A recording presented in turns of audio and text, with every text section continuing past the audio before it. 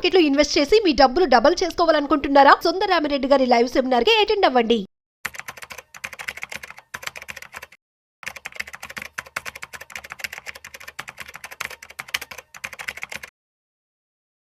నమస్తే, welcome back to Suman TV. ప్రస్తుతం మనతో పాటు ఉన్నారు స్టాక్ మార్కెట్ అనలిస్ట్ సుందరరామిరెడ్డి గారు. నమస్తే సార్. నమస్తే మా.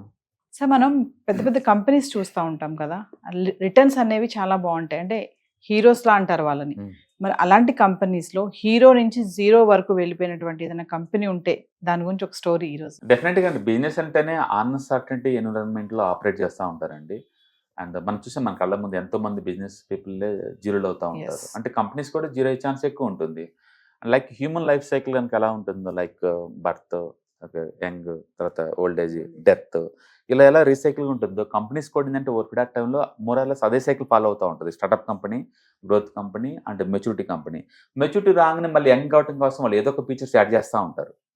మనం రింగ్ చూసాం అనుకోండి, కొత్త కొత్త రింగ్స్ వస్తూ ఉంటారు లైవ్లోకి. అట్లా వాళ్ళు యాడ్ చేస్తూ ఉంటారు, ఓల్డ్ ఏజ్ కాకుండా చూసుకుంటూ ఉంటారు. బట్ వాళ్ళు యాడ్ చేయలేదు అనుకోండి, ప్రొడక్ట్ జీరో అయిపోద్ది, డిక్లైన్స్లో వెళ్ళిపోతూ ఉంటుంది. యాపిల్స్ నిరంతరం ఎందుకు కొత్త ప్రొడక్ట్ లాంచ్ చేస్తుంటారంటే, మరి లేటెస్ట్ మార్పులు చేపులు తగ్గట్టు కస్టమర్ నీడ్స్ తగ్గట్టు అందించాలి కదా. ఎప్పుడో ఒకటి చేసాం కదా అని చెప్పేసి అదంతే కుదరదు అనమాట. అట్లా కంపెనీస్ కనుక చాలా డైనమిక్గా నిరంతరం కస్టమర్ టేస్ట్స్, కస్టమర్ యొక్క ఒపీనియన్ తీసుకుంటూ ప్రోడక్ట్ని మాడిఫై చేసుకుంటూ కొత్త కొత్త ప్రోడక్ట్ లాంచ్ చేసినంతకాలం సర్వ్ అవుతాయి. ఎప్పుడైతే వాళ్ళకి మార్కెట్ అర్థం కాకుండా ఉంటుందో అప్పటికల్లా జీరోకల్ ట్రావెల్ చేస్తాం. But end of the A companies అనేది జీరో అవ్వాల్సిందే. అందుకని మనం హిస్టారికల్ డేటా మనం చెక్ చేసుకున్నప్పుడు పర్టికులర్ కార్పొరేట్ హిస్టరీలో కొన్ని మెగా కంపెనీస్ కూడా అన్ఇమాజినబుల్ అనమాట, ఆ రేంజ్లో ర్యాపిడ్గా స్కేల్ అప్ అయినవి కూడా జీరో అయింది. ఎగ్జాంపుల్ చెప్పాలంటే నోకియా. ఒకప్పుడు ఇండియా అంటే మొబైల్ అంటే నథింగ్ బట్ నోకియా, అంతే. కీప్యాడ్స్లో ఉన్నంతకాలం ప్రపంచంలో రాజ్యం ఉంది. ఎంత అంటే అది ఒక సెకండ్కి 7 ఫోన్లు అమ్మారు వరల్డ్ వైడ్గా. సెకండ్కి 2000లోనే, మళ్ళీ ఇప్పుడు కాదు, 2000లో ఒక సెకండ్కి 7 ఫోన్లు అమ్మేవాళ్ళు. ప్రపంచ మొబైల్ మార్కెట్లో 70% వాటా దాని సొంతం. అలాంటిది జీరో అవుతుంది అనుకుంటే ఎవరు నమ్మలేదు కదా. ఇప్పుడు అది జీరో అయిపోయింది కంప్లీట్గా, అంత పెద్ద కంపెనీ కూడా. ఓకే, ఈ కంపెనీ వాళ్ళు యాపిల్తో పోల్చుకుని నెంబర్ 1 అండ్ శాంసంగ్తో పోల్చుకుని అప్పట్లో నెంబర్ 1 ఉండేది. ఆ రేంజ్తో ఉండేది అనమాట. ఎప్పుడు వీళ్ళు జీరో అవుతారన్నది అది ఎవరు అనుకోలేదు అనమాట. యాపిల్ వాళ్ళు ఐఓఎస్ డెవలప్ చేస్తున్నారు, ఓన్ సాఫ్ట్వేర్ని. అండ్ గూగుల్ వాళ్ళు ఏమో ఆండ్రాయిడ్ డెవలప్ చేసుకున్నారు. ఆ టైంలో వీళ్ళు సింబేసిస్ వాడేవారు. అది డెవలపర్స్కి అంత కంఫర్ట్గా ఉండేది కాదు యాప్స్ డెవలప్ చేయడం కోసం. యాక్చువల్గా వీళ్ళు యాపిల్ కంటే యాపిల్ లుక్లో ఉన్న సాఫ్ట్వేర్ వీళ్ళు వాళ్ళకన్నా ముందు డెవలప్ చేశారు. అయితే అది కనుక లాంచ్ చేస్తే కీప్యాడ్ ఉన్న ఫోన్లు మొత్తం జీరో అయిపోతుందని చెప్పి తొక్కుపడేశారు ఆ మోడల్ని. యాక్చువల్గా ఇప్పుడు మనం చూసే యాపిల్లో ఉన్న మెజారిటీ ఫీచర్స్ నోకియా వాళ్ళే డెవలప్ చేశారు అప్పట్లోనే, touch screen. But touch screen కనుక లైన్లోకి వస్తే ఈ కీప్యాడ్ ఫోన్లు ఎవరు కొంటారు, ఆల్రెడీ మనం డామినేషన్ చేస్తున్న టైంలో అవసరం అని చెప్పేసి ఇంటర్నల్ ఎగ్జిక్యూటివ్స్ ఎవరు ఆ ప్లానింగ్ అప్రూవల్ ఇవ్వలేదు. దాంతో వాళ్ళు కీప్యాడ్స్ మీద డిపెండ్ అయ్యారు. బట్ వాళ్ళు కాబట్టి ఇటు నుంచి యాపిల్ నుంచి ఇన్నోవేషన్ అడ్డుకోలేరు కదా. అందుకని కస్టమర్స్ ఎప్పుడైతే పెద్ద పెద్ద స్క్రీన్స్కి ఇన్నోవేషన్ కోసం చూస్తున్నాడో ఆ టైంలో యాపిల్ని ఇంటర్నల్ వాళ్ళు ఆ ప్రోడక్ట్ లాంచ్ చేశారు. వీళ్ళు అలాగే అది కీబోర్డ్ ఉన్న ఫోన్స్ తగ్గిపోతాయని చెప్పేసి యాసిస్గా అంతే ఉన్నారు. వీళ్ళు బ్లాక్బెర్రీ వాళ్ళు నిరంతరం ఆ కీబోర్డ్స్ మీద ఫోకస్ చేసుకుంటూ ఉన్నారు. బ్లాక్బెర్రీ వాళ్ళు కొంతవరకు నయం, అటు స్క్రీన్ పెద్దగా చేసేసి 40 కీబోర్డ్స్ ఇచ్చేవాళ్ళు. వీళ్ళు అంతే ఉండేవాళ్ళు.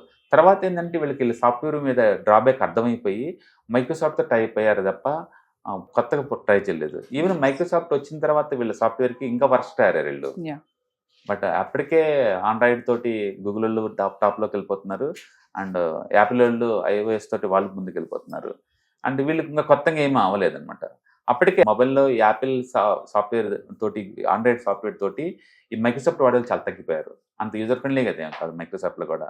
అందుకని వీళ్ళు డెవలపర్కి వాళ్ళు మోడిఫికేషన్ ఛాన్స్ ఇవ్వలేదు. మొత్తానికి ఇంటర్నల్ పాలిటిక్స్ వల్ల కావచ్చు, అండ్ బోర్డు అంత యాక్టివ్గా పనిచేయకపోవడం వల్ల కావచ్చు, వీళ్ళు ఈ కీబోర్డ్స్లో ఉన్న మొబైల్స్తో స్టక్ అయిపోయారండి. తర్వాత లేట్గా రిలీజ్ అయ్యి వాళ్ళు స్క్రీన్ టచ్తో లాంచ్ చేసినా సరే అప్పటికే మార్కెట్ కోల్పోవటం బీరింది అనమాట.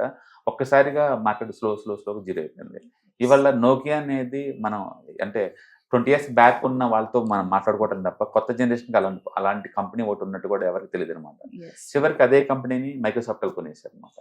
ఓకే, అండ్ ఈవెన్ మైక్రోసాఫ్ట్ వాళ్ళు కూడా మొబైల్ అంత పెద్దగా అవుతుందని వాళ్ళు ఊహించలేదండి. అయితే వాళ్ళు ఓఎస్లో వరల్డ్ నెంబర్ 1 అప్పట్లోనే. వాళ్ళ ల్యాప్టాప్లో వాళ్ళే కదా వరల్డ్ వైడ్గా, పీసీలో.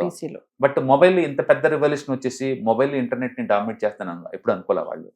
ఇంటర్నెట్ ప్లస్ మొబైల్ ఎప్పుడైతే కాంబినేషన్ కుదిరిందో ఇప్పుడు ఎక్కడ పట్టినా ఇంకా ఇంటర్నెట్ వాడే డివైజెస్ అన్నీ కూడా మొబైల్కి షిఫ్ట్ అయింది. అందుకని వాళ్ళు కూడా దీని మీద అంత ఫోకస్ చేయాలి మైక్రోసాఫ్ట్ వాళ్ళు. ఈవెన్ మైక్రోసాఫ్ట్ కూడా దారుణంగా రాశారు ఈ మొబైల్ రివల్యూషన్లో వాళ్ళు పార్టిసిపేట్ చేయలేకపోయారు. అండ్ నోకియా అయితే డైరెక్ట్ జీరో అయిపోయింది. అంటే ఒక కంపెనీ కస్టమర్స్ తగ్గట్టు మోడిఫికేషన్ చేసుకోకుండా పోతే, అంటే ఇంటర్నల్ పాలసీస్ ప్రాపర్గా లేకపోతే, అంటే ఎంత పెద్ద హీరో అయినా సరే జీరోతో ట్రావెల్ చేస్తారని క్లాసిక్ ఎగ్జాంపుల్ మాత్రం నోకియా అనమాట. ఈవెన్ కొడక్ కెమెరాస్ కూడా, కెమెరాస్లో అందరికి ఫోటోలు దిగాలని ఉంటుంది. కెమెరాస్లో అల్టిమేట్ క్వాలిటీ అంటే కొడక్. బట్ వాళ్ళు కూడా అంతే జీరో అయిపోయారు. అండ్ ఈవెన్ బ్లాక్బెర్రీ కావచ్చు, యాహూ కావచ్చు. యాహూ వరల్డ్లో నెంబర్ 1 ఈమెయిల్ కమ్యూనికేషన్ బీన్ చేసింది అది. ఇట్లా జీరో అవుతుందని అనుకోలేదు ఎవరు కూడా. అందుకని నిరంతరం కాంపిటేటివ్ ఫేస్ చేసే ఈ మార్కెట్లో ఎవరైతే ఇన్నోవేషన్ మీద ఖర్చు పెట్టుకుంటూ అండ్ టార్గెట్ ఆడియన్స్ యొక్క పల్స్ తెలుసుకొని ముందు పోతుంటే తప్ప ఏ కంపెనీ అయినా జీరో అవుతుంది. అందుకని కంపెనీస్ నిజంగా శాస్త్రంగా లాంగ్ టర్మ్లో సస్టైనబిలిటీ అవుద్దంటే అంత ఈజీ ఏం కాదు. అందుకని స్టాక్స్లో ఇన్వెస్ట్ చేసేటప్పుడు 1-2 సార్లు థింక్ చేయమంటాను నేను. ఆ కంపెనీ లేటెస్ట్ డెవలప్మెంట్ నువ్వు ట్రాక్ చేసుకుంటూ పోతుంటేనే నీకు అది వర్కౌట్ అవుద్ది. అంతెందుకు ఇవాళ రేపు చూడండి, ఇప్పుడు ఏవియేషన్ ఇండస్ట్రీ చూసుకోండి. అంటే పాకిస్తాన్ వాళ్ళు ఇండియాకి వాళ్ళ ఎయిర్ జోన్ మీద పోనీయకుండా లాక్ వేశారు. అంటే ఇండియన్ ఏ ఫ్లైట్ కూడా పాకిస్తాన్ మీద నుంచి వెళ్ళటం కుదరదు. అప్పుడేమొద్ది, మన చెన్నై నుంచి, బెంగళూరు నుంచి, హైదరాబాద్ నుంచి పోయేటప్పుడు పెద్ద ఇబ్బంది కాదు. బట్ ఢిల్లీ నుంచి ఫ్లైట్స్ వెళ్ళాలంటే మాత్రం విత్ పాకిస్తాన్ మీద వెళ్ళాలి. ఇప్పుడు అది క్లోజ్ చేశారు కాబట్టి వీళ్ళకి వాళ్ళ ఎయిర్వేస్ అన్ని ఇప్పుడు పక్క నుంచి పోవాలా. అంటే ఖర్చులు బాగా అవుతాయి. ఇప్పుడు ఒక్క ఎయిర్ ఇండియా వాళ్ళకి 5,000 కోట్లు లాస్ అవుతారు నెక్స్ట్ 1 yearలో. ఎందుకంటే ఇప్పుడు ట్రాన్స్పోర్టేషన్ డిస్టెన్స్ దూరం అయిపోద్ది, ప్లస్ 1.5 hour డిస్టెన్స్ అవుతుంది, ప్లస్ ఆయిల్ ఫుల్ కాస్ట్ అవుతుంది 1.5 hour పైన ఫ్లై అవ్వాలంటే. అదే టైంలో పాకిస్తాన్ వాళ్ళు కూడా ఫ్రీగా ఏం కాదు, ఒక ఫ్లైట్కి వాళ్ళు ఆల్మోస్ట్ $100,000 ఛార్జ్ చేస్తారు. వాళ్ళు రెవెన్యూ లాస్ అవుతారు, ఇటు ఈ కంపెనీ లాస్ అవుతుంటాయి.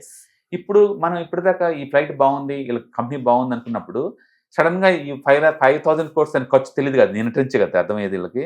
అందుకని అన్సర్టనిటీ చాలా ఎక్కువ, ప్రపంచవ్యాప్తంగా అన్సర్టనిటీ చాలా ఎక్కువ. అండ్ డిఫెన్స్ మన వరకు మామూలుగా ఉండేది. ఎప్పుడైతే అమెరికా వాళ్ళు ఈ ట్రేడ్ వార్ బిగిన్ చేశారో, ఎప్పుడైతే వీళ్ళకి యూరోప్ వీళ్ళకి గొడవలు బిగినాయో, అండ్ అంతే డిఫెన్స్ స్టాక్స్ మొత్తం పరిగెత్తినాయి వరల్డ్ వైడ్గా. ఇప్పుడు పాకిస్తాన్ వర్సెస్ ఇండియా మళ్ళీ యుద్ధ వాతావరణం బిగిన్ చేసేకల్లా డిఫెన్స్ స్టాక్స్ ఇంకా బ్లాస్ట్ అయినాయి. ఈ నెలలో అన్నిటికంటే ఎక్కువ మూవ్ అయిన ఇండెక్స్ ఏదంటే డిఫెన్స్ ఇండెక్స్. అందుకని బిజినెస్ ఎన్విరాన్మెంట్ చాలా డైనమిక్ గా మారిపోతా ఉంటుంది అనమాట. కొత్త ఆపర్చునిటీ క్రియేట్ అవుతా ఉంటే ఒక్కోసారి అది సీజ్ అవుతా ఉంటుంది అనమాట. అందుకని కంపెనీస్ క్లోజ్ గా ఎవరైతే ట్రాక్ చేస్తుంటారో ఈ వాటి వీక్నెస్, వాటి స్ట్రెంత్ మనకు అర్థమవుతా ఉంటుంది. అందుకని వెరీ లాంగ్ టర్మ్ లో ఒక 30-40 years తర్వాత నిజంగా ఈ కంపెనీస్ అన్ని సర్వే అవుతాయి అంటే అంత ఈజీ ఏం కాదు. అందుకని మనం ఎక్కువ హోప్ పెట్టి ఈ కంపెనీల మీద మనం దూరంగా ఉన్నాం అనుకోండి, వాటి రెవెన్యూ కానీ లేదా సేల్స్ కానీ తగ్గుతుంది అంటే వాటిని క్లోజ్ చేసి దూరం పడటం బెటర్ అనమాట. అందుకని కంపెనీస్ కూడా లైక్ హ్యూమన్ లైఫ్ సైకిల్ లాగా నిరంతరం అప్డేట్ అవుతూ ఉంటాయి. మీరు నిరంతరం వాటిని ట్రాక్ చేస్తూ ఉంటే తప్ప అదర్వైజ్ బ్లైండ్గా నిద్రపోతాను లాంగ్ టర్మ్ లో మంచిదంటే మాత్రం కుదరదు. Example Nokia world number 1, 70% market share. ఎంత ర్యాపిడ్గా కొలాప్స్ అయిందో అందరికీ తెలుసు. అందులో మళ్ళీ క్వాలిటీ ఇష్యూస్ లేకుండా జస్ట్ కన్జ్యూమర్ టచ్ స్క్రీన్ కోరుకుంటున్నారనే విషయాన్ని వాళ్ళు నెగ్లెక్ట్ చేయబట్టి వాళ్ళు ఇది అయిపోయారు అనమాట. అట్లా ఏదైనా సరే చాలా డైనమిక్ గా మనం మారుతా ఉన్నంత వరకే. ఎగ్జాంపుల్ ఈవెన్ నిన్న మారుతి కూడా ఒకప్పుడు అది లీడర్ ఇండియాలో, ఇప్పుడు దాని సెగ్మెంట్ తగ్గుతూ వస్తుంది. ఇప్పుడు వాళ్ళ ప్లేస్ లోకి టాటా వాళ్ళు లీడింగ్ లోకి వచ్చేస్తున్నారు. ఇంతకుముందు మోర్ దెన్ 70 ఉండే మార్కెట్ షేర్ కార్ మార్కెట్ లో ఇప్పుడు 48కి వచ్చేసింది. ఫ్యూచర్ లో అది కూడా ఉండదు, 30 మారుతి. ఎందుకంటే వాళ్ళు వేరే వాళ్ళ మోడల్ లాంచ్ చేస్తున్నారు కాబట్టి. అందుకని ఒక కంపెనీ ఒక టెక్నాలజీ వాడుతున్నప్పుడు ఇంకో టెక్నాలజీ షిఫ్ట్ అంత ఈజీ ఏం కాదు. కొత్తగా లాంచ్ చేసేవాళ్ళు ఏంటంటే లేటెస్ట్ టెక్నాలజీ వస్తారు కాబట్టి అది వాడి స్ట్రెంత్. బట్ ఎగ్జిస్టింగ్ వాళ్ళు ఉన్న మోడల్ ఏం చేయాలి, అందుకని అంత ఈజీగా అంటే బిజినెస్ చాలా డైనమిక్ ఎన్విరాన్మెంట్లో వర్క్ చేస్తూ ఉంటుంది.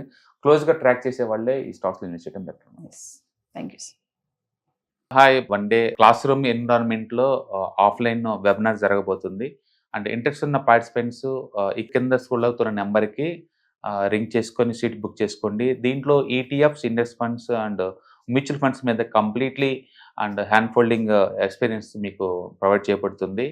దీని ద్వారా ఏంటంటే మనం ఎసెట్స్ని స్టాక్ మార్కెట్లో ఎలా మేనేజ్ చేసుకోవాలి, ఎలా గ్రో చేసుకోవాలి, ఎలా ప్రొటెక్ట్ చేసుకోవాలో అంటే ప్రాక్టికల్గా నేర్చుకుంటారు.